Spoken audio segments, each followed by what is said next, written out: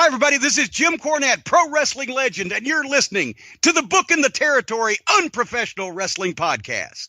This is the artist formerly known as Daryl Van Horn, James Mitchell, the Sinister Minister, and I'm here to let you know I would rather slam my cock in a car door than to miss the dulcet tones of Hard Body Harper, my illegitimate son, on Booking the Territory podcast.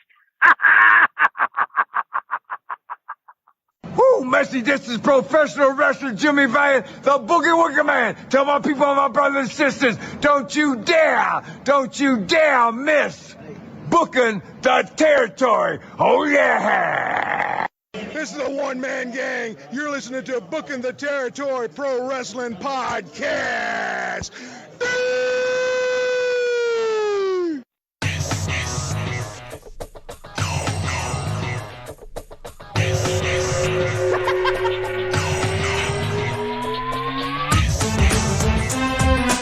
Welcome back, everyone, to this week's episode of Booking the Territory, the Unprofessional Wrestling Podcast, where today it's the New Year's edition.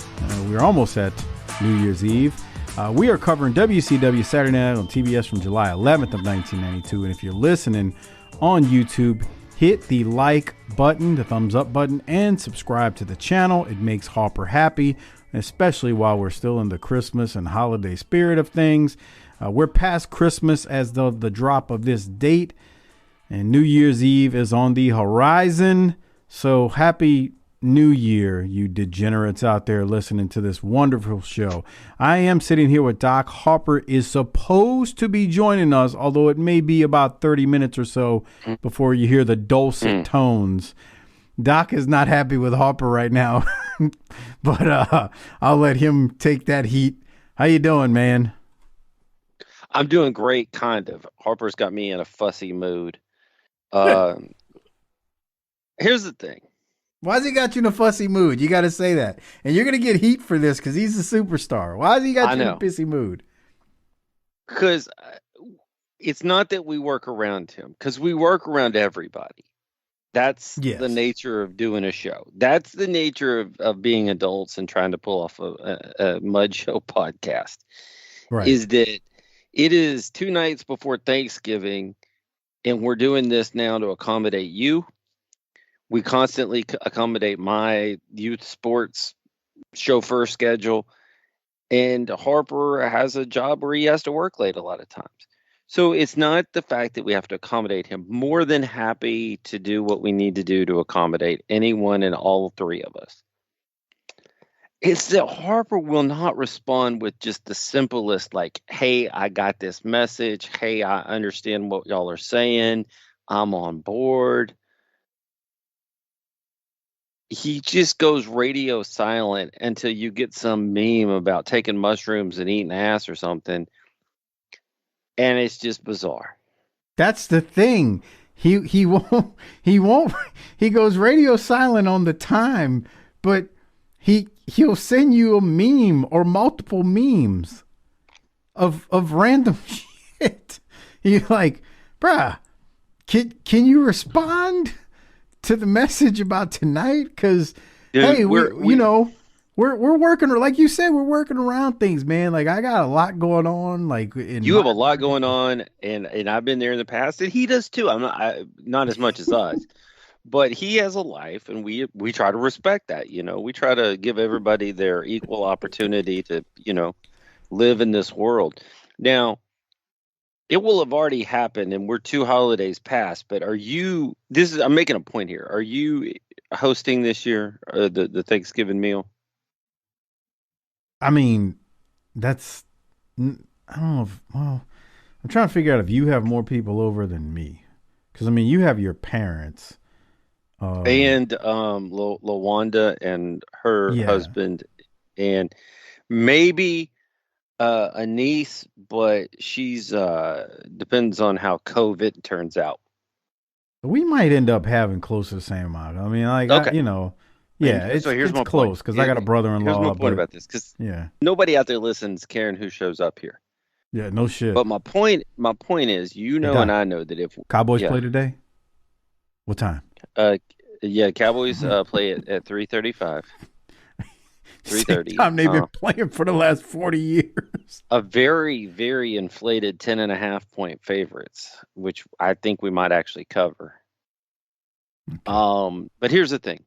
You know and I know that when your other half has one person coming in from the outside and they're hosting a holiday, it sends the days prior into chaos.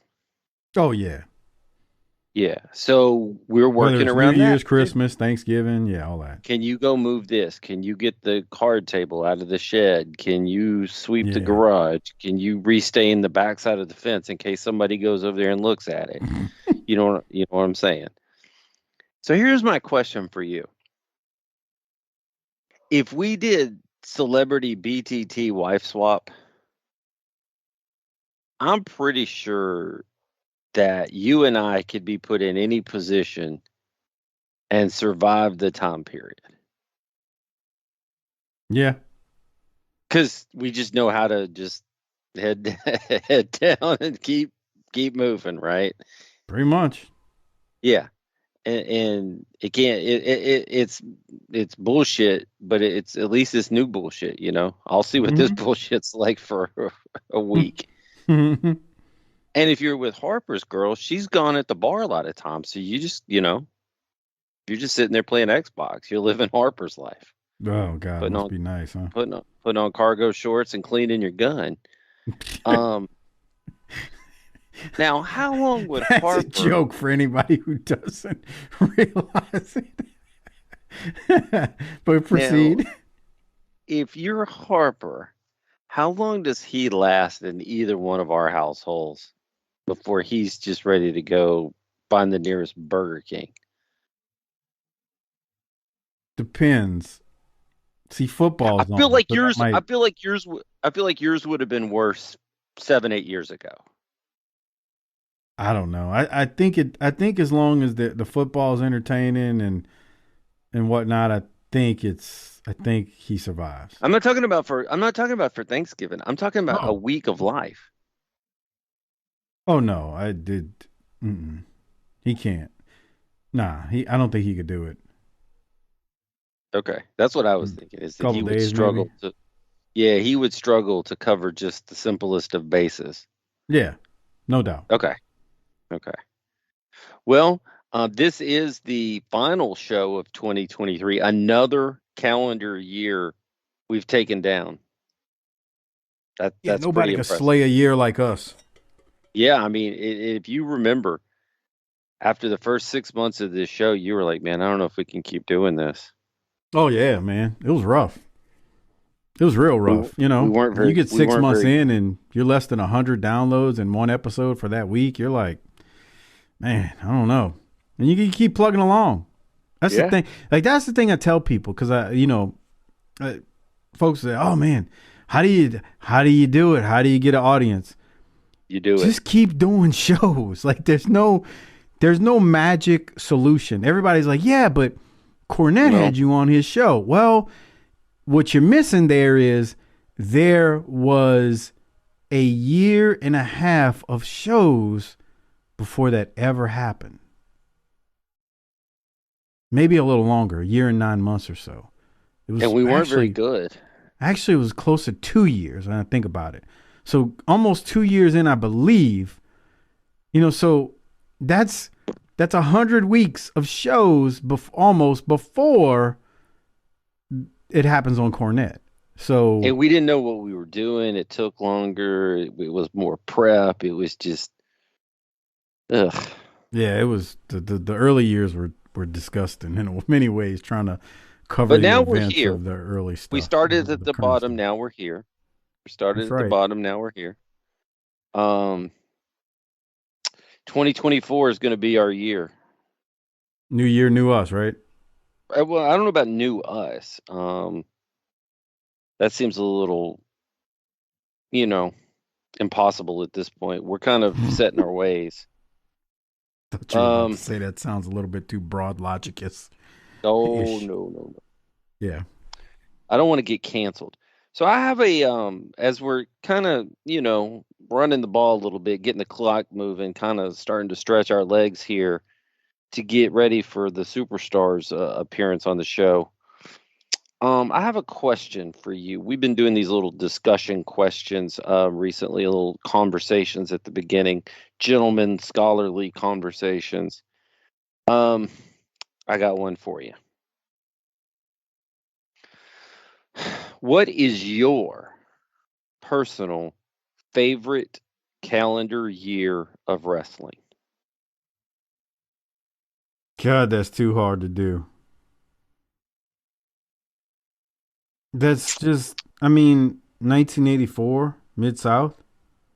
Okay. Kind of hard to beat that.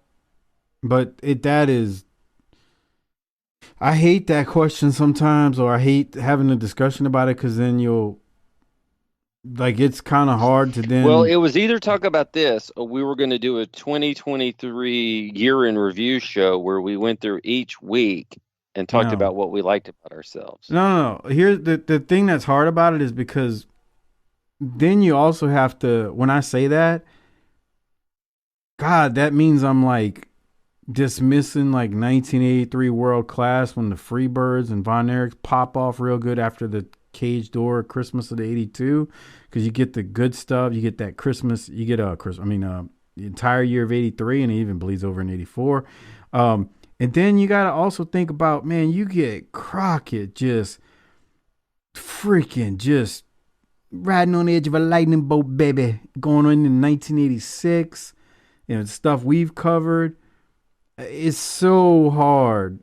There's way too many quality, years that qualify, which makes it really hard. You have 4 years? That qualify for the discussion. Oh, Jesus. Well, that doesn't surprise me. You're saying you have 4 that you consider. Okay. No, actually, I'm sorry. I can't count. I have 3. So I said 3 right there as well. Yeah, I got okay. 83, 86. And this one may surprise you. Are you a certain territory or just year? Year. But it's because of the same things you mentioned. It's World Class. Okay. And Crockett. I'm going to also say 98. You about to blow up my inbox with that comment, but I know why you're saying it. Austin and McMahon. The old school heads who do appreciate that are like, what about the territory? And what about Crockett? And yeah, I can already hear it. Austin and McMahon cannot be denied. It's about once a month that me and both of my kids watch Austin hit him in the head with a bedpan and laugh, and it's still fun. So yeah, but I'm gonna say I think it has to be for me 83 in World Class because of just the nuclear heat for the Freebirds. And that was the year that's the territory and the year I got into wrestling. Man, that shit pops off, dude. And so you never get that back in life. You never get that feeling back in the bottle of like when something's new and exciting and you don't quite understand what all is going on, but that's even kind of better. It was electric. And you still had David alive. You didn't have any of the death. It was all the fun without any of the baggage. Bastards was beating the hell out of each other. When it was wrestling. Yeah, that's good stuff. I will toot your horn about when you say 98 with Austin and McMahon. The thing is, if you're a new listener and you're hearing Doc say that, he's told me for years, this is his exact words. I hate the WWF. I hate most of the stuff they ever did, even the WWE. He's like, and before the bloodline, because I think you've changed, you would give that. I love the CM Punk stuff that was happening. I loved things that happened, but overall their philosophy on wrestling is not one that I share. Yeah, and the only time period you ever tooted their horn, as Arn Anderson says, toot toot, we're going to give out the Toot Toot Award later tonight. You've always said Austin McMahon. Like, you always come back to that. You're like, that's the only thing you used to say it's the only thing they ever did that you were like, yeah, I'll give them credit for it. And now I'm starting to wonder if I should. No, that's a hell of an error. It's perfect. I mean, you had the things like where he's the CEO at Titan Towers and he's got the briefcase full of beers and he's teaching the receptionist how to answer the phone. When that glass broke, that was the closest thing of hysterical nature that you could find to when the Von Erichs would come out in '83. He did just the flipping off and MF and your boss. Yep. Like, captivated. But get this, he that fool in his life, and getting past just the year, he's told a former president, no matter what you may think of the guy, told him in the ring that if he didn't stay in line, he'd drop him and kick his ass right there. Well, he wasn't the president of the U.S. or former president at the time, no. He told Mike Tyson what to do in a ring. Yeah. Just in control. It's a feeling when you watched Austin in his prime. The crazy part is, we're summer of 92, about to get into late 92. Time becomes different when you get older because like 5 years in time is nothing to us now. But in 5 years' time, this dude is going to start his like basic meteoric rise. Like it's actually maybe, and it's going to happen after he starts to break down. That's the other crazy thing. Yeah, like it's just. Look, it's easy. I say this all the time when we do these shows. It is so easy for us to look at Austin back then and go, we see it. Like, we see it as we watch it. We see it in the promos, even though he doesn't get a ton of promo time. We see it in the in-ring stuff. You look at Stone Cold Steve Austin and you're like, how the piss did they not realize they had the biggest star in the freaking industry in 1992 and 91? Like, how did they not see it? But it's easy for us to say that because we know the end of the story. It's like saying, oh, well, what do you mean? How do you know? Why don't you know how the story ends?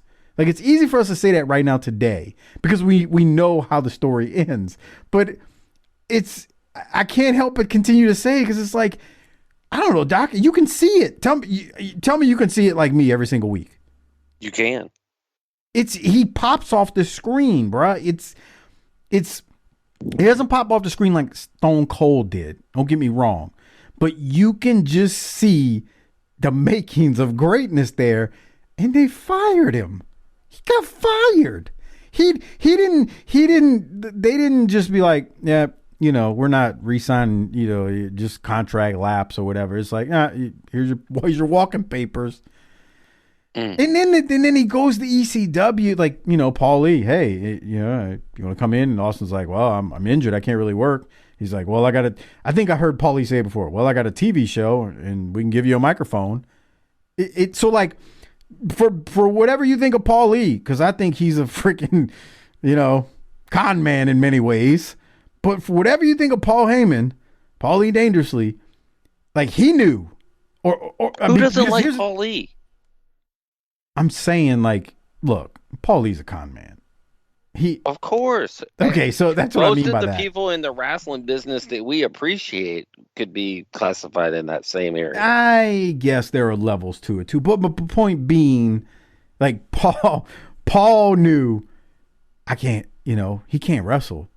But goddamn, I'll just give the kid a microphone and let him go off. And that's what he did on ECW TV. He just talked.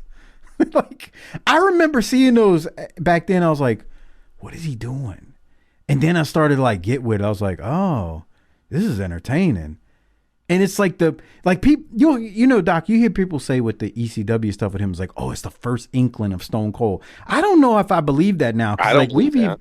We see it now, like in 91, 92, we're like, I hear a little Stone Cold in that. Like, it's just the beginning. It's just starting to sprout. It's like you planted some some vegetables in your vegetable garden and you're just starting to see the little stem come up. It's like, I see a little Austin, a little Stone Cold there. I didn't mean to go down a Stone Cold rant, but yeah, it's no. So let me ask you, 98 something, 84 Mid-South. For those that don't know, and I can't imagine there are many though. What's the big thing there that makes it so great for you? Oh, I mean, Jim Cornette, Midnight Express.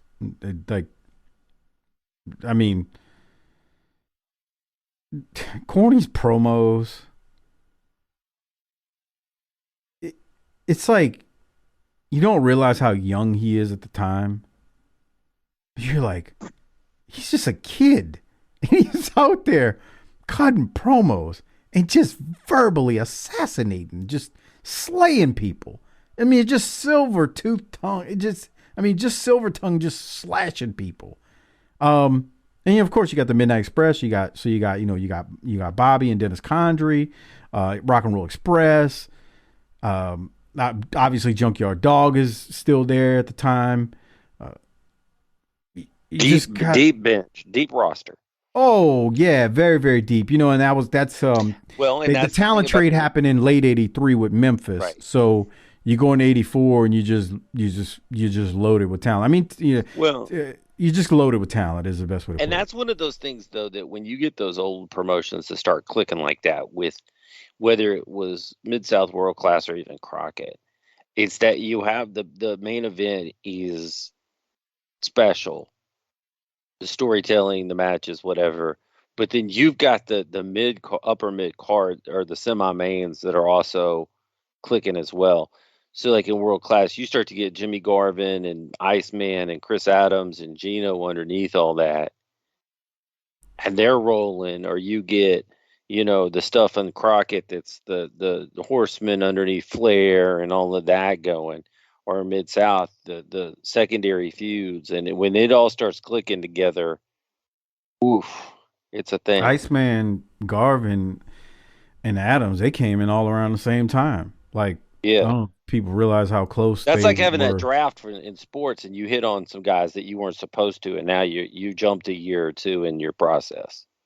The insanity of it is like all those territories and they just catch fire all around the same time. And then I think I heard Cornette talk about this years ago. It's like, within 5 years, everything's on its ass. It is. I mean, in cable television, we've talked about this ad nauseum. It's changed everything, but how quickly it all just dissolved. 5 years in the wrestling business is forever. Now, what that tells me is that 5 years from now, we're going to be the biggest in the game, the best in the industry. Industry experts or insiders. But that was a great discussion, Doc. But I do need to give us a couple shout outs before Let's do it. So I wanted to let you wrap that up in case you had anything else. But big time shout out to Disrespectfully Classy, Marky Blassie, My Children, Joe Ice, good old Justin. Thank you for your generous support on Patreon and sponsoring this show. And then a shout out to one new patron, Travis. No last name or initial for the last name was given, but he's new to Patreon. Thanks for signing up. And by the time you hear this, it'll be a month after you've signed up. As I say that, be like Travis and all of our wonderful patrons out there. The only way you're going to hear the Great American Bash pay-per-view review that will air the day after this drops is by going to Patreon at tinyurl.com/PatreonBTT. We're going to cover the go-home show for the Great American Bash pay-per-view tonight, but the only way you can listen to our review of the Great American Bash for 1992 is by going to Patreon. tinyurl.com/PatreonBTT. Great way to not only support the show, but you get tons of extra content, including Wrestlers, the Netflix docu-series that Doc and I have covered. And hopefully by the time you hear this, maybe you heard one with Harper too. At least that's what the plan is, but it hasn't been recorded yet. So who knows in this space-time continuum we're in. Wrestlers, fantastic documentary on Netflix, and Doc and I have basically covered it all at this point, or almost. We're getting close to. Maybe it's done by the time you hear it. Along with Tales from the Territories, Dark Side of the Ring, all that available on Patreon. The ECW shows, the NWA Power shows, all available on Patreon. tinyurl.com/PatreonBTT. Over 400 Patreon exclusive shows are available there. Doc, anything else? We're recording this not just a few days after we recorded July 4th, 92. So we don't have any 5-star reviews. We are still giving shout outs, so please submit them. But before I get into this next episode from July 11th, 1982, I needed to ask Doc if you have anything. No. All right. I need to open up the video version. So talk about something for a second while I get that open. Gee, thanks. Okay. Well, Christmas time is a good time. Happy holiday season greetings. Happy Kwanzaa. Happy New Year. Merry New Year. All that good stuff, right? You gonna be out this New Year's Eve out kicking, hanging and banging on the streets? What do you think, Tinkerbell? Okay, are you gonna be awake at midnight? Yeah, that's not a problem. Like that's nothing. Okay. Like I mean I won't be out because I'm old, bruh, and I can drink at home. I don't want to be out on the streets, bunch of drunks. No. Yeah. No. Yeah. It's safer at home. It's much safer at home. Much safer. Much safer. Now, if I was in New Orleans, where I'm like just a couple blocks away from family or friends, and that's a different story. But where we live, you got to drive far to go see your friends, and that just feels like a recipe for disaster on New Year's Eve. That's when you see those the cop lights, and you, no thanks. All right, Doc. Well, let me get the video version going. We are talking July 11th, 1992. Once again, Harper should be joining us shortly. We're a minute away from when he said he would be ready. So on that note, just putting that out there. This show was taped June the 29th of 1992 and was the second half of the taping from the 29th. During the introduction, we get a little bit of Watts and JR, and this show aired, like I was saying a few minutes ago, the day before the Great American Bash, which is on July 12th of 92. Watts tells us that last Sunday in the Omni, Brad Armstrong won the light heavyweight title, and Terry Gordy and Dr. Death won the world tag belts from the Steiners. And damn. Watts then cuts a promo on the cartoon that some wrestling orgs have turned into. So really a loaded just drop of stuff at the very beginning of the show related to Brad winning the light heavyweight title and Gordy and Dr. Death winning the world tag titles from the Steiners. And then Watts basically calling out Vince McMahon without calling out Vince McMahon. Doc, any thoughts from the opening here? Yeah, lots of thoughts here. So, I have not watched the Great American Bash, so I don't know how this is going to impact that. But I gotta tell you, I see it both ways. Like, hey, the world and this wrestling world keeps going even when you're not tuned in, and some things happen, so you need to get out to the arenas and see things. I get that. I like that. It makes it feel like a wrestling promotion and not a TV show. I do question the wisdom of doing 2 title changes right before your pay-per-view. Keep in mind, related to the world tag titles, you've still got the rest of NWA tournament, and you're going to crown an NWA World Tag Champion there too. I'm in agreement with you. I think I see both sides of it. On one side, this is a Watts thing. I mean, he would do this in Mid-South. What you're talking about here. So I do see the side of it where it's like we need a. It's an Omni, so Omni is the staple building for this promotion. I see the side of it where it's like, look, man, these people are paying money to come see it. Just because it's not televised, we can't never do a title change. And you can't always toot the horn of, man, you come to live events, you never know what you're going to see. Look what you saw here. Mm-hmm. That's right. So I do see both sides of it, man. Now, do you think that do you think Watts got in there and took one look at Raven and was like, no, that's not going to be my champ? I wonder the reaction that a guy like Bill Watts had the first time he saw that gimmick and what his exact response was. I feel like it was something that neither you or I could repeat. I believe it started with something of, well, we're not going to have our light heavyweight champion spew all this. Maybe I was also thinking like the F word, like he looked at him as like a sissy and a British cigarette. Yeah, like I thought maybe that like he was I think he saved that for Johnny B. Bad. Maybe, but like I feel like he looked. See, I don't know. It's kind of hard. Like Scotty Flamingo's gimmick is weird. I find it amusing, very amusing. We laugh our ass off at it. Boy, Johnny B. Bozo the clown. Like we think it's funny, right? But at the same time, I guarantee you, Bill Watts did not find it amusing.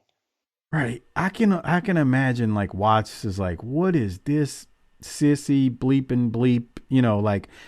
I feel like that was his reaction to that. I feel like Watts was really amused and liked Johnny B. Bad, though, the first time he saw him. I don't know that for a fact. Maybe he did or didn't, but I feel like Scotty Flamingo character would get a lot more blowback from a guy like Bill Watts. Maybe even like Watts is like, all right, Dusty's vouching for Mero, so I'll let him have that one, but I can't have this clown over here have my light heavyweight title. That's kind of my feeling. That I don't want to have in the first place, but since we're going to have it. Yeah, that's kind of my feeling too. That's a good point you made because like Dusty liked Johnny B. Bad. So if Dusty can kind of get in Watts' ear and say that, then he can be the, you know, do the sales pitch for a guy like that. Whereas I don't know, I feel like Watts looks at Scotty Flamingo and is like, what the shit are we doing here? Now I don't feel that way, but I feel like that's something Watts thinks. So another note too, Brad Armstrong was a North American heavyweight champion at one point in Mid-South. So you're also talking about a little bit of history from Watts and Brad. Sure. And then I feel like Watts didn't need to go in hard on the WWF there because he had the championship changes to prove it. But whatever, I don't mind it. That's just Bill Watts. He's, you know, I tell all the time, I'll talk about, you know, people who can sell and no sell, but Bill Watts is not the type of guy who can no sell anything. Now, you know, Jim, I saw the last episode of this other promotion, and then I went and read the good book. I'm not going there with you tonight. We've already litigated Bill Watts. All right. I like to watch men fight in their underwear and read the good book. Well, we just watched the opening match, which was Barry Windham and Dustin Rhodes versus Tracy Smothers and Ricky Morton. Watts brings up Dr. Death and Gordy not only beating the Steiners for the World Tag Belts, but they also knocked the Steiners out of the NWA World Tag Title Tournament. Then we got to listen to Watts explain his top rope rule.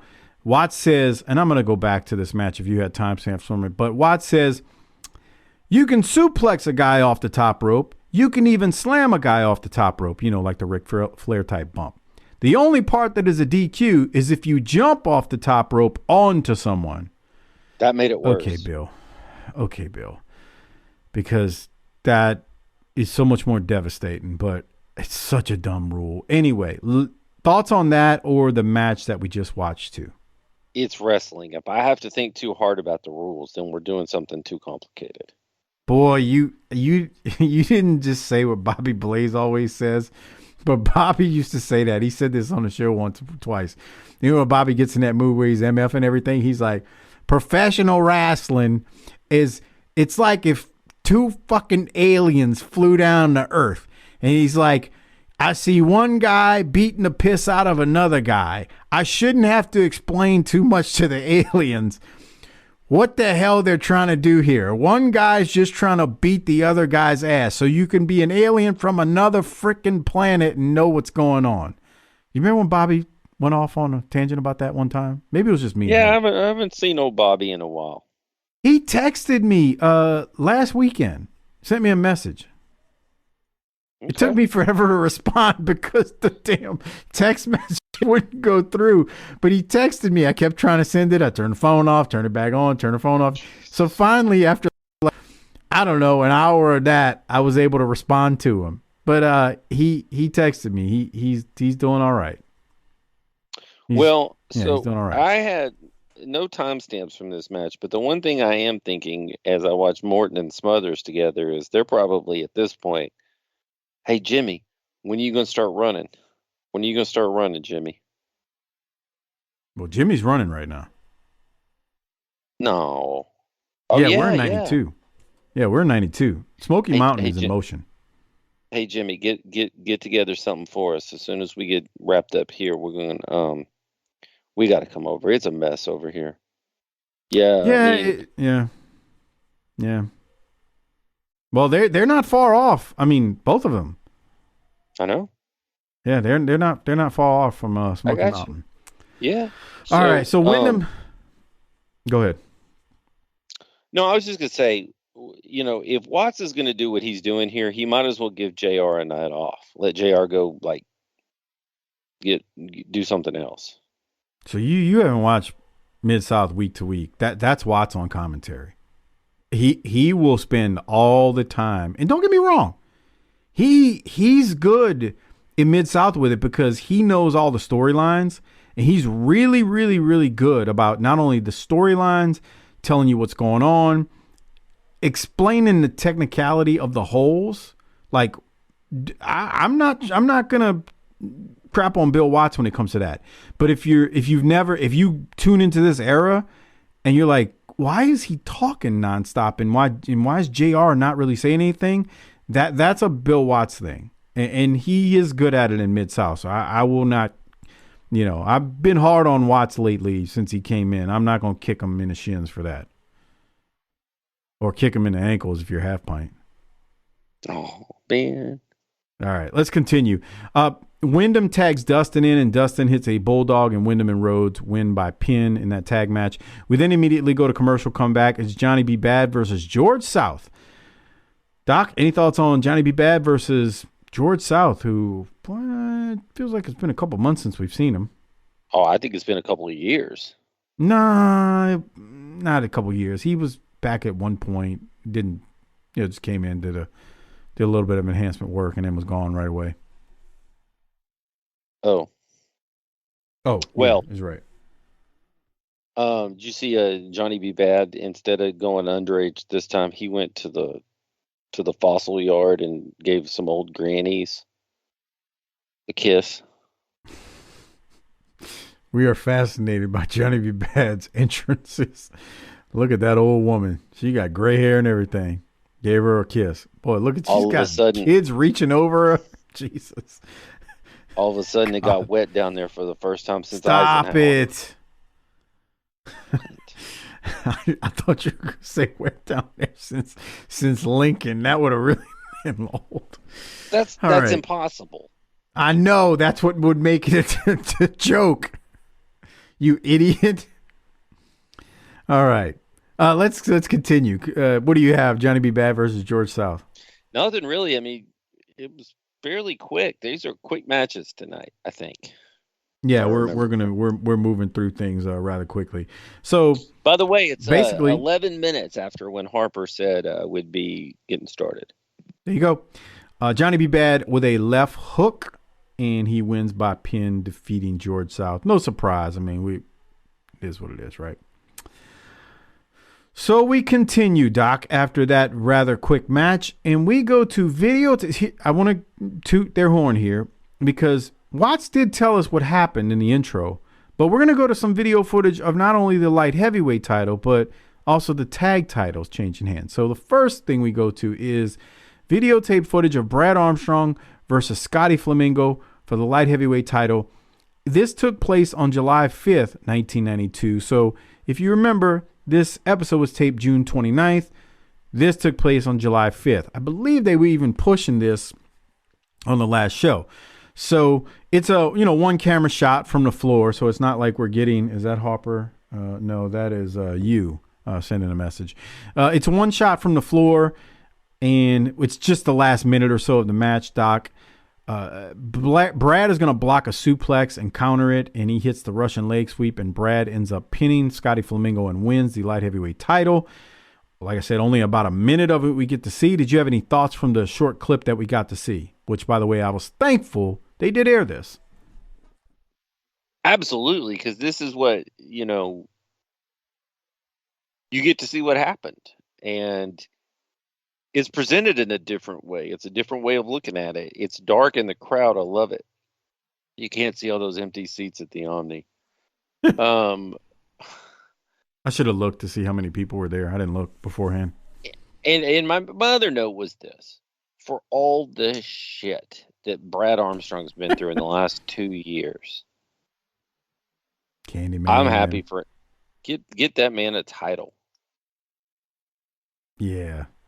He's on. Harper I don't want to use the term he deserved it, but he got his flowers here. Oh shit! Why? Harper's on though, by the way. I know. I'm getting him on now. That'd be great. You should do that. Yeah, he deserved his flowers, man, for sure. Oh, that's nice. So Harper, we'll see it as soon as he gets on. But yeah, Brad wins the light heavyweight title, and it was. And then Brad gets a promo. Yeah, we get a quick Brad promo. What's up, Harper? We're in the middle of the show already. Hey.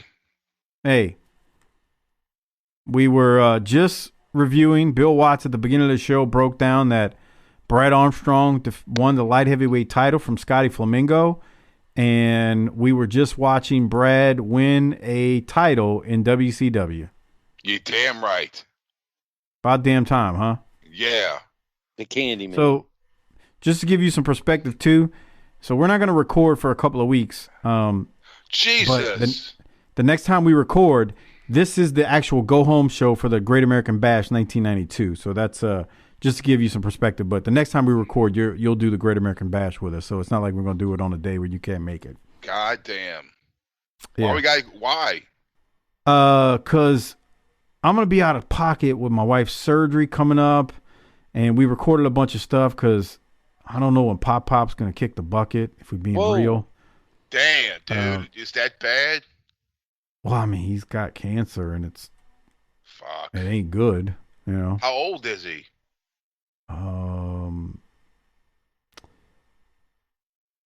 71 now, I think. Damn, man. That's not old enough. No. Yeah. No, it's not. We will always say that because we're getting up there. Yeah. So we kind of like did a bunch of recordings and bunch of stuff to. This is actually, Harper, the last show of 2023. Yeah. This comes out the week between Christmas and New Year's. Jesus. Yeah. You should be used to this. Wildcat recorded stuff that didn't air for. Yeah, you should be used to this to go. I don't even want to hear him complain. You know why? Wildcat was airing shows 3 years old on UPN. I'm just going to let the listeners know today is September 14th. Oh, they know better. We already told them it's right before Thanksgiving. We've been educating the audience on this journey. Yeah, come on. This is hilarious. Oh, man. Okay. So Brad just won the title. We're going to play his promo, Harper, and then we're going to continue with the rest of WCW before we do that Wrestlers episode we were talking about last week. All right. Here's Brad Armstrong. See what he's got to say after winning the title. That's it. The light heavyweight title has come home, and Brad Armstrong is a proud man to be standing here with it. I've been in this king of sports for 12 years now, and it's been a long, hard road. I had a lot of good teachers and a lot of tough opponents. I couldn't have had a tougher one in Scotty Flamingo, but I brought the gold home, and I'm mighty proud to have done it in my hometown, Atlanta, Georgia. So whether I have to go to Japan or defend this or to go down to Mexico, it doesn't matter, but there's a lot of competition that's coming right here to World Championship Wrestling, and Brad Armstrong is glad to be right in the thick of things and wearing this title and wearing it proud and upholding the WCW. Again, Doc, any thoughts on Brad Armstrong's promo? Nothing wrong with that. It was a white baby face promo. I don't know why everybody's always down on him. Yeah. Why everybody? He said everything, but like y'all bring the babies down front for dedication. We're going to have a meal after the service next Sunday afternoon, a potluck in the in the hall. Watch would have loved that too. Well, we're all going to open up the good book to Leviticus and read a few things. Deuteronomy. Harper, we didn't really talk to you because you hadn't been on the main show a lot, but while we're watching the Steiners versus Gordy and Dr. Death from the Omni, what did you think of Watts' rules, top rope rule, and all of? What it gives him something, an extra tool for the heels to cheat. I can't. That's the whole point of it. So dumb. That's the whole point of it. So you're defending this bull crap? I'm telling you why he did it. Okay, I didn't ask you to tell me why. I know why he did it.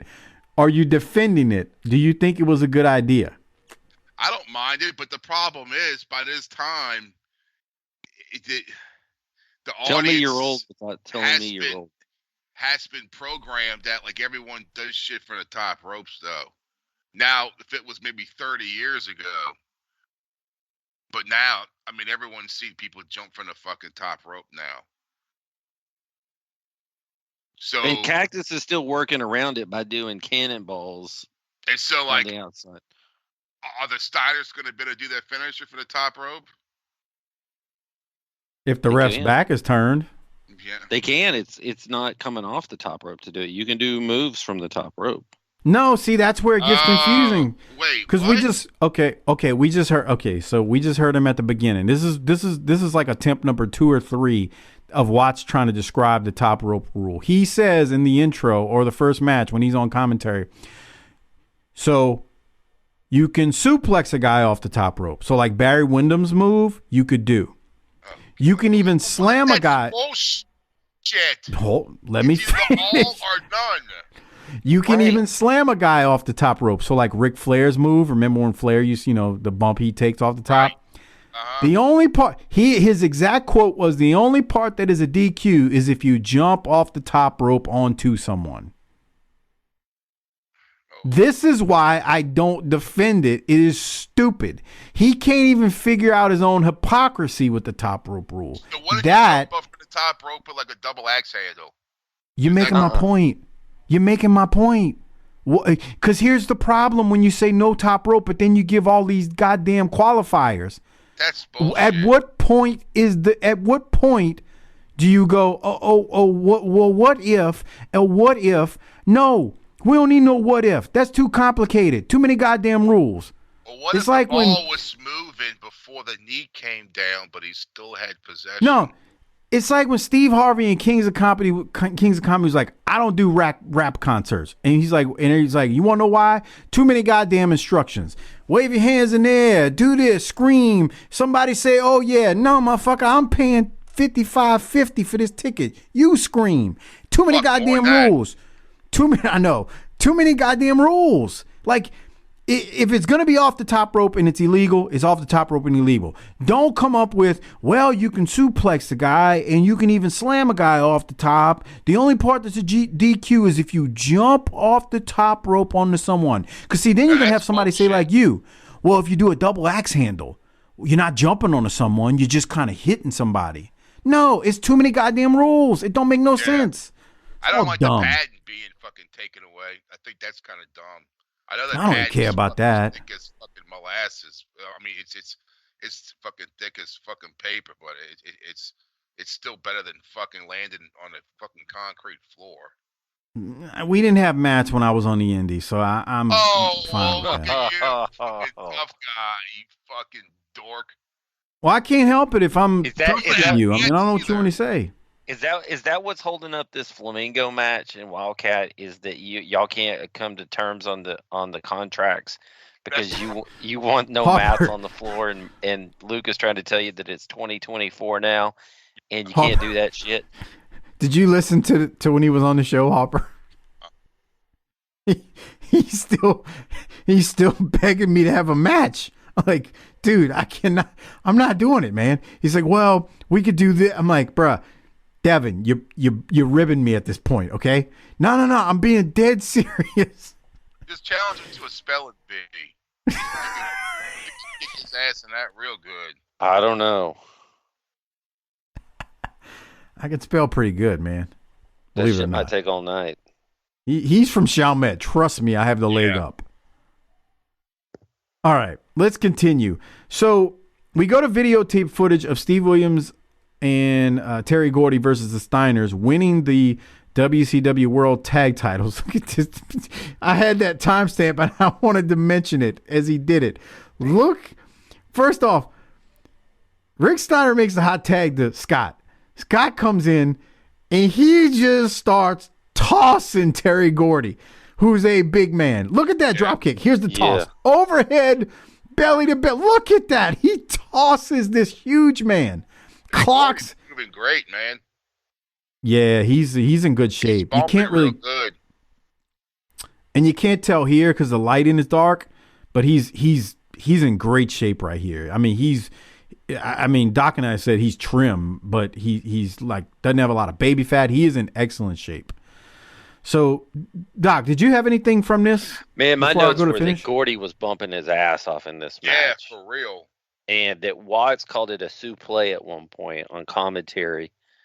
That's what he calls it. Watts always calls it that. I said this last week when we talked about it in last week's show. If these four guys are wrestling in this time frame, I'm for it. Yeah. Look at that. Did you see that just now? Yeah, that was a great spot. Look at Rick.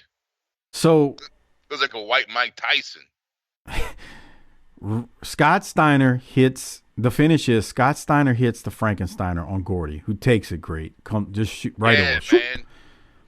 And then Scott is sitting on Gordy like almost for a pin, and Dr. Death comes in and takes his goddamn head off as he's sitting on Gordy. And look at this. Scott did a good job of getting his feet out from under so that he didn't get tear a knee up there. Yep. 1, 2, 3. Gordy and Dr. Death win the WCW World Tag Titles from the Steiner brothers. We also have a promo after this. And all I want to say is, boy, it would have been, I can't lie. We said it was fine for them to show the clip of this, but it sure would have been nice to see this whole thing in person. What y'all think? Of course. Yeah. But I mean. Such is life. Yeah, because I was watching something else besides this. I can tell you that. In 92? Yeah. I didn't know. I think this was going on in fucking 92. Harper was watching Headbangers Ball, mad that hair metal was getting replaced by grunge. Yeah. Somebody tagged Ricky Rackman in the post that I put on the Facebook page, not group. I put it on the official BTC Facebook page. Somebody tagged Ricky Rackman on Facebook and said, "I never knew you did a wrestling program." And I'm waiting to. At this time, I haven't seen it yet, but if he responds, I will mention it. All right, let's go down to Williams and Gordy cutting a promo after they won the titles. Here it is. You know, we always give credit where credit is due. The Steiners are one of the greatest tag teams in the world. There's no doubt about that. But like I said before, this is not Michigan. This is not college. This is professional wrestling. This is not that you're with the big boys now, Steiners, and we proved it. We have got the biggest prize in professional wrestling right here, the WCW World Titles. We ain't finished yet. We're coming after the NWA World Titles. We're going to get them. We're going to conquer the world in tag team wrestling because we are the greatest tag team in professional wrestling. Right, Doc? Daddy, this is not college, is it, Doc? I can hardly wait to get back to Japan and let all the people see who really is the world heavyweight champion, tag team champion, Daddy. Let the USA Today write it up. Let fireworks all around. 4th of July, it's not over for us. It's right here. We're the champion. You know, the sad part is their WCW run is not very lengthy. Damn. Yeah, I won't say when, but It ain't very lengthy. And there's that. So you heard him talk about the NWA World Tag Titles. That's because the rest of the NWA World Tag Title Tournament is at the Great American Bash. So they are going to go for them at that show. You know, they're already looks in like Dick Cheney, huh? I never thought of it till you said it. What do you think, Doc? Sure. I love Gordy, by the way. God almighty. Just, I told you, and I'm going to whoop your ass and drink some beers. I like it. I like how he says professional wrestling. Yeah. That's because he always says it if you notice it. You think back in this time, he's winning the belt, and then when they get through with the promo, Michael Hayes is like, hey, Terry, let's get the Freebirds back together. He's like, no. I wonder, you know why? Because I don't remember if Harper was on the show when they had the Freebirds Enterprises segment and they had just won the U.S. tag titles again. Well, the last couple of weeks, Harper, they have been pretty much burying, in my opinion, almost burying the Freebirds and like Hayes and Garvin in singles matches. They've like basically ate a couple of pins. No, they haven't buried them, but they ate a couple of pins. And Watts also announced last week that the U.S. tag titles were going away at the end of this month. So whoever's the champion is just going to be the champion. There's going to be no U.S. tag titles. So like the writing's on the wall for Hayes and Garvin in terms of the Freebirds. And I wonder, like, at this time, if Hayes was in Gordy's ear like that. Hey, man, you know. And the thing is, like, Watts made money with the Freebirds, albeit a decade before, in Mid-South. So it's just kind of weird how Hayes is just he's basically going to get left behind. He's not leaving right now, but he's getting left behind with things. So I don't know. I kind of think about that too. I could see it. Yeah. Okay. I mean, you asked the question. What do you think? I don't know. I mean, the thing of it is they're making so much money in Japan that it's like that's driving everything. Yeah, good point. All right, Bobby Eaton versus Michael Hayes. Larry Zbyszko's on commentary. I don't have a ton from this one, Doc. What do you have? Man, Eaton kept eating left hands throughout this match. And just like you said earlier, that's 2 weeks in a row that Michael Hayes is just eating pins.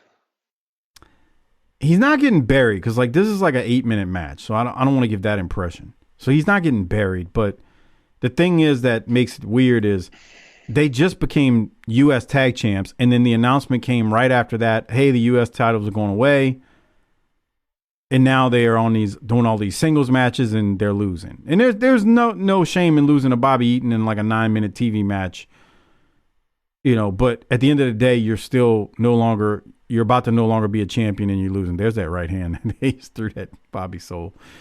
Well, so I'm with you, man, but it just doesn't make sense. It's like, but again, I like I said, hey, from what I understand, it was a cost counting measure when they eventually get rid of Garvin. That sucks. Yeah. So Hayes with 2 big elbows, and then he goes for a DDT, but Bobby blocks it, and then Bobby Eaton hits Hayes with a neck breaker, and Eaton wins by pin. Larry Zbyszko did mention getting back at the Dangerous Alliance. Don't hold your breath on that one. I like that shit. They're like, all right, Garvin, we're going to have to let you go because we lost $12.6 million last year. Yeah, but I only make $250,000. If we just cut you make $8 million. Well, we're really going to miss you around here, Jimmy. Yep. All right, the next match. Harper hasn't seen this person in a while. We saw him last week, Doc. The Barbarian versus Randy Stallings. The Barbarian is back. Oh, wow. See, I don't remember that. Yeah, he looks good, too. He's good shape. Looks great. Was he here for a while or what? Yeah. He's here for a while. It's not like a one-off at this point. So I don't know what kind of. Hey. I was trying to phrase it. Look at. God damn. Yeah, that's why I'm glad you're here. I don't know what kind of haircut this Randy Stallings guy has, but Harper, I need you to describe it. Looks like a mushroom, first of all. I thought that was Luis McCauley at first. No, that's Randy Stallings. Oh, okay. Right. His finisher is the rat tail from hell. You got to explain why you say the rat tail from hell, though. He has a wedge. Back when I was big in the 90s, I had a wedge. Did you have a wedge, Oh, my Doc? God. No. Oh. I had the fucking V-wedge. Oh, my God. And he's got a wedge with a rat tail. God. But where do they find these white trash assholes? Every one of these motherfuckers looks like they've been like hanging out like at a truck stop at fucking 2 in the morning with a fucking 6-pack. What's wrong with that? Living the dream, brother. I mean, they all got a fucking rat tail or a fucking mullet. They're not crazy enough for the world of professional wrestling, but they're too crazy for the shoot job. Bruh, for real, dude. I don't know how that is. Yeah. Well, Barbarian beats the piss out of him and then is going to hit him with the big boot like he always would. Barbarian gets the win. Right guy won. Randy Stallings, I don't know if we see him again. I'm sure we may or may not. It doesn't really matter. But him and his wedge, mushroom haircut, rat tail eat the pin here, and that's that. And I got no other thoughts. You think he goes into Supercuts and says, "Can you give me the shithead?" Hey, give me the dude, it's almost like a dickhead. Y'all like, got the trailer park look. All right. Yeah, I'll hook you up. I'll hook you up. It comes with a free Big Johnson t-shirt. All right. Remember those? If you can't run with the big dog, stay on the porch. Yeah. Those shirts were everywhere. Oh, my God, yeah. From there, we go to Greg Valentine. Oh, go ahead, Harper. I didn't mean to cut you off. And a no-fear bumper sticker for the back of your fucking 86 Silverado. Jesus Christ. God. Saw many of those in the South for sure. You saw it. All right. Yeah. Yeah. Just over repeatedly. You're like, all right, buddy, I get it. Yeah. Greg Valentine cuts a promo. He repeats himself from last week. He runs down Dustin and Dusty Rhodes, calling Dusty a has-been, and says Dustin is a snot-nosed punk. It's not bad. It's just literally nearly the exact same promo, and I got nothing from it. Doc, do you? I didn't know why we were doing this last week, and I don't care this week. Yeah. Next, we go to Dick Slater and Greg Valentine versus Brian Pillman and Big Josh. This was pretty long. I don't know why we're doing it, but I'll throw it to you. Yeah, it's like they took out Bagwell and put in Pillman, right, from last week. Pretty much. And it wasn't thrilling last week. At least it's not Z-Man. Why do you say that? Why did I say that? Because he's the Z-Man, the sleep monster. The sleep monster. That's what I called him last week, and Doc was like, now you got to tell the new listeners who you're talking about. I was like, the Z-Man. So, Harper, what do you think Valentine and Slater smell like? Oh, boy. Like bad decisions. Like ex-wife. They smell like alimony payments. What kind of cologne are those two wearing? Probably some old shit like English leather. What's that shit called? British Sterling. Remember that? Yeah. That was another cheap one. I think that's what it was called.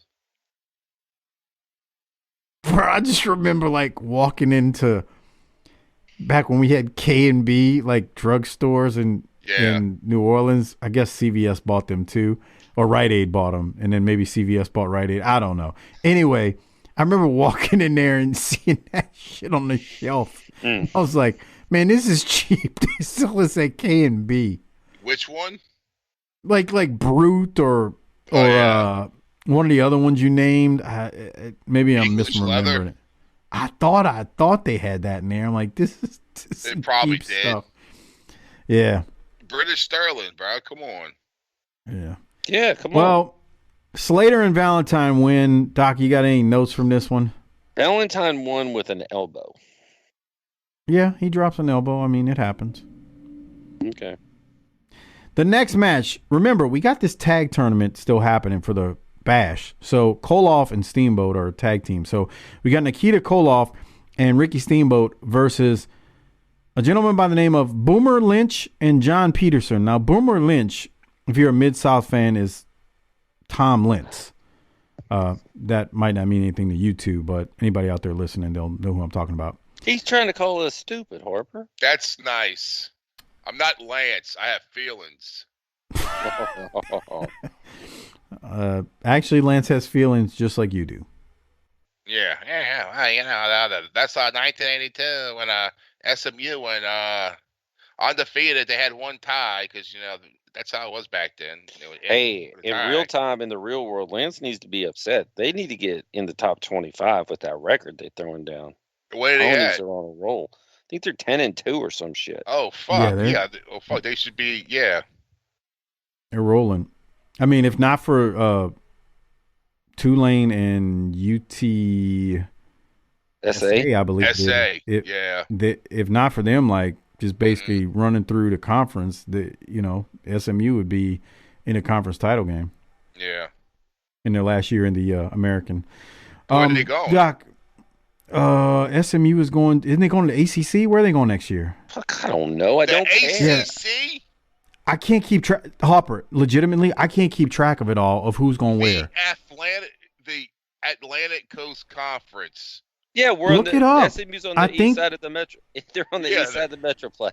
I mean, is that any more absurd than USC going to the middle of the Midwest? I'm confused here because. Oh my God, bro! It's stupid. I totally agree. It's stupid. The conference. Stupid, bro.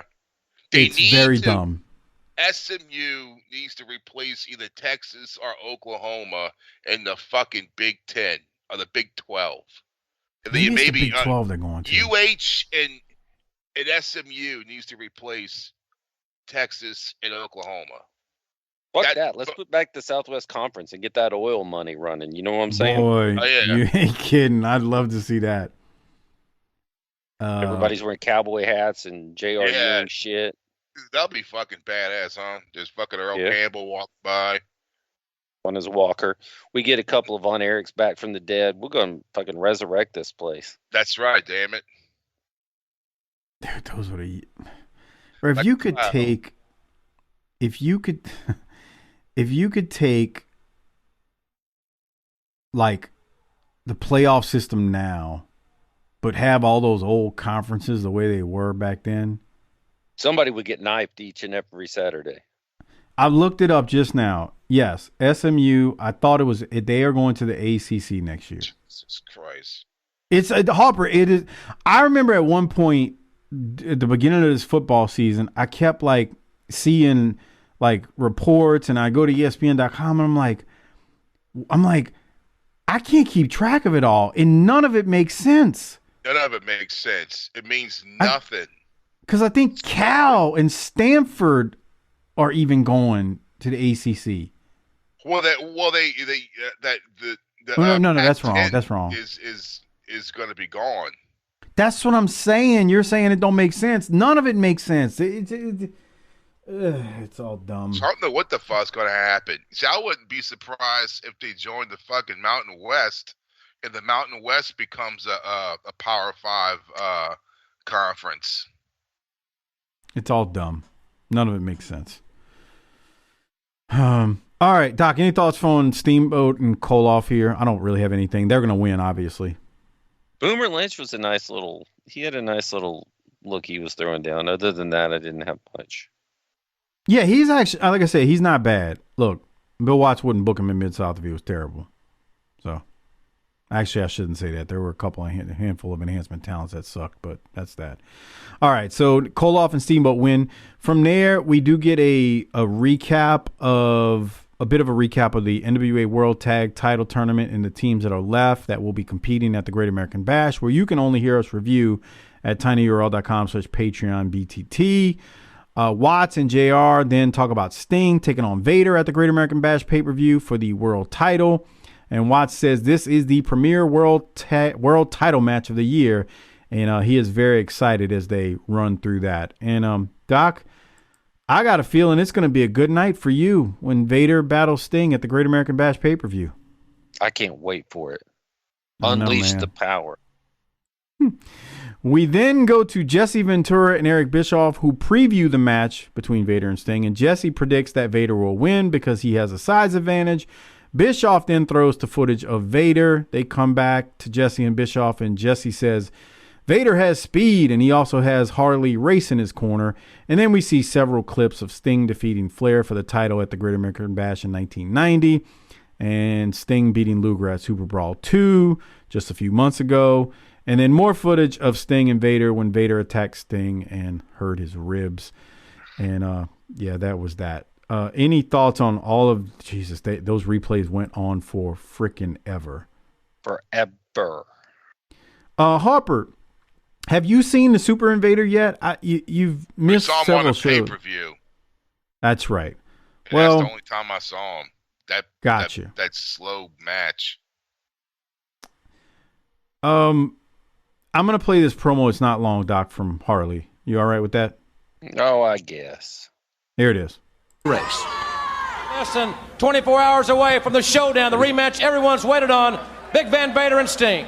Let me tell you something, Mr. Ross and Sting.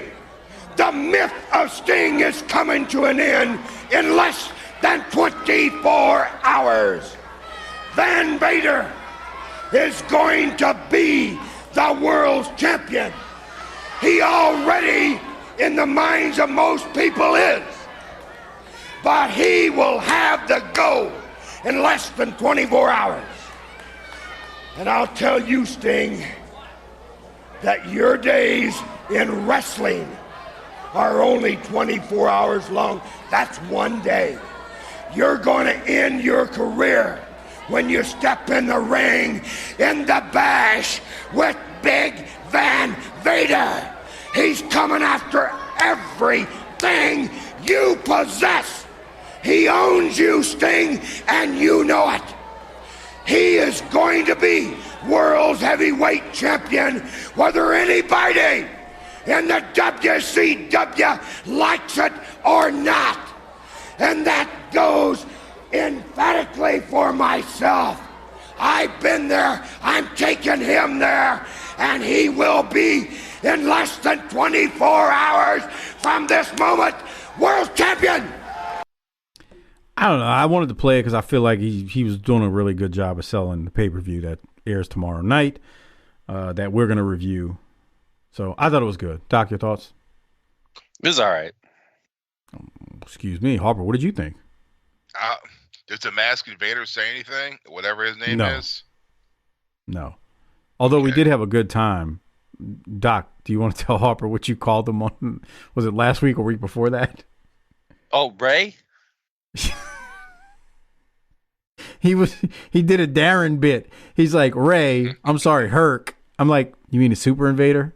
And I'm like, would you go to high school with him? I mean, his name's Ray. Oh, Ray. What the fuck, Harper? Ray. Poor Ray. Poor Ray. Harper, can you do it again? What did Darren say? What? You know who had the best gimmick ever? Callaway. Go ahead, reenact it, Harper. And I was like, who? He was like, Callaway. I was like, who the fuck's Callaway? He was like, The Undertaker. He goes, fucking Mark Callaway. I was like, you mean The Undertaker? Well, yeah. I'm like, what the fuck are you fucking talking about? That's like, right. It's like, fuck, I don't care what anyone says. Terry Bollea was the best wrestler. I'm like, who? You mean Hulk Hogan, motherfucker? What the fuck up? Bollea. Bollea. Whatever. What do you think about Bollea? Who? What's that about Bollea? You go to high school with him? All right. Well, we continue along. The next match is Ron Simmons versus Mark Canterbury.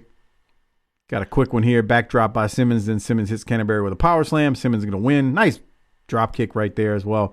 Doc, any thoughts on this? Is this Godwin's first match in the Fed for us? No. No. He came in when you were on hiatus. Oh. Yeah. Did you know that Wild Bill Irwin is still in the promotion? I looked that up the other night. Is he? I couldn't remember. Yeah. So he's still doing shows. That's tremendous in itself. It is. He's getting paid. Damn. Yeah. He's under contract? Yeah. Fuck. Well, do we know if he's under contract or if he's... Right, I don't know if he's under contract, but he's still with the Fed until sometime in 93. That's incredible. You know, Barney. Barney. Oh, my God. We're calling people by first name now. I would say Chauncey, but everybody called him Chauncey in World Class. They would chant Chauncey at him. So that's kind of not inside baseball. And Ron Simmons is over right now. Yeah, he's over. And he picks up the win here with ease. And I didn't have any other thoughts, Doc. Did you? No, it was pretty quick, and he's pretty awesome. Yeah. So then the last match on the card before we wrap things up is Sting versus DDP. Yes, they send Sting out there to take on DDP right before his world title match at the pay-per-view. Sting basically runs Diamond Dallas Page into the corner and then hits Page with a Stinger splash, followed by the Scorpion Deathlock, and Page gives up and Sting is going to win. Doc, any thoughts on that before I wrap up the show and we rate it and hand out the Toot Toot Award? Yeah, a couple quick things. 1:14:28, I have a timestamp. All right, let's go. Did Sting almost drop DDP there? Because DDP's a big fella. Let's see. He's tall. He's lifted him up and he's... Nah. He didn't start losing him on the way over? I don't think so. Okay. It didn't look like Page was... There we go, Page. Come on, you see? He went to high school with him. It didn't look like DDP at any point was like in danger. Like, okay. Even when he first picks him up, it feels like he's got him and doesn't look like he's about to drop him. Okay. Hey, this would have been a headline to WCW pay-per-view in about 6 years. Yeah, Isn't that crazy? True, huh? That's nuts. Just to think about that. Like, this dude's going to be world champion one day. For real. Yeah. Any thoughts? Any other thoughts, though? No, I don't think so. So Watts wraps up the show and sells us on buying the pay-per-view, the Great American Bash 1992, and then there's a final ad that plays as we go off air. So next time you hear from us, we'll be on Patreon if you're a patron. If you're not one, become one by going to tinyurl.com/PatreonBTT. You can hear all of our WCW pay-per-view reviews, including, obviously, this one, 1992, along with all the other stuff we've been doing on Patreon lately, like Wrestlers on from Netflix, the docuseries. We've been reviewing those. tinyurl.com/PatreonBTT. Best way to support this show. We don't do ads, so that's the best way to support us because we don't get any of that ad money, which is drying up in podcast land. Anyway, Doc, everybody's figuring out it's a fugazi. What's that?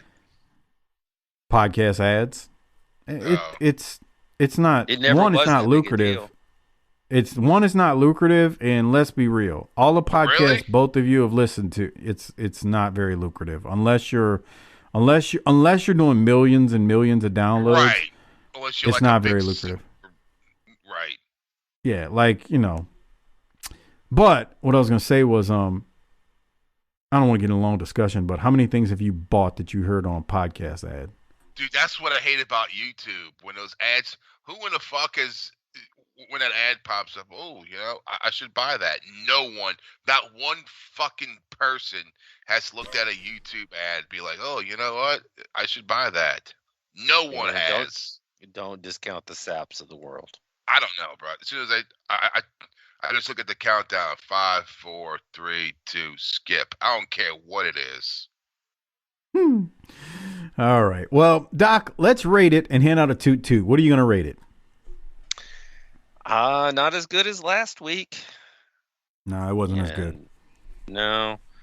I'm going to give it just a straight up middle of the road B.